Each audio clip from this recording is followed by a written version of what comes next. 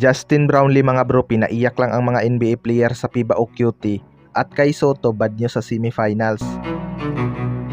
So official lang ang papasok sa semifinals FIBA qualifying tournament ang ating national team na Gilas Pilipinas mga bro. Natalo man sila ng Georgia by 2 points. Masaya pa rin ang lahat dahil na-eliminate na nga nila ang Georgia.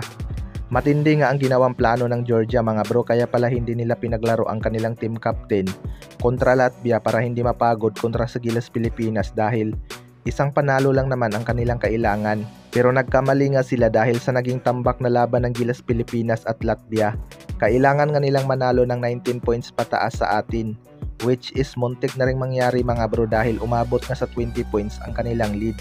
Mabuti na lang at naibaba ng Gilas ang kanilang lamang sa 2 points. Kahit panalo ang Georgia, uuwi pa rin silang luhaan sa FIBA o QT. May bad news nga lang mga bro dahil nasaktan nga itong si Kai Soto matapos madaganan ni Bitadsi. Hindi na rin talaga ito nakabalik sa laban mga bro dahil inindangan nito ang sakit sa kanyang tagiliran.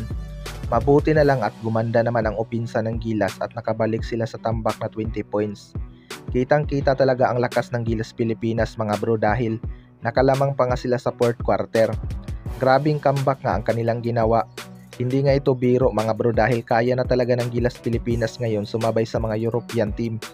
May maayos na coaching staff na kasi sila at may team player pa na naturalize. Sa kabilang banda naman mga bro, mga NBA player pinaiyak lang ni Justin Brownlee sa FIBA o QT.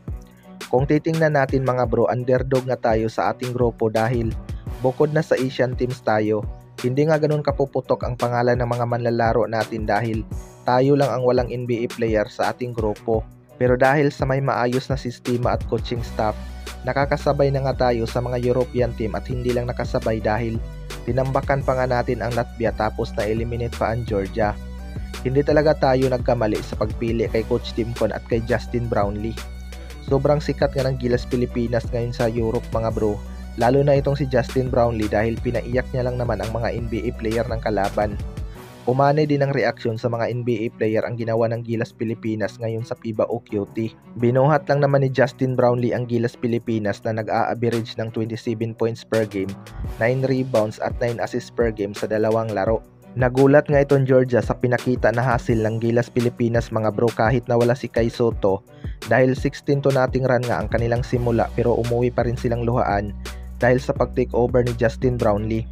Kahit mga commentator mga bro ay parang naging fan na nga ni Justin Brownlee dahil ginawa talaga nito lahat ang kanyang makakaya.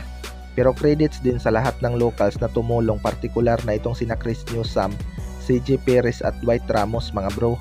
Nag-step up talaga sila sa opinsa ng Gilas dahil mahigpit nga ang dipinsa ng Georgia sa loob.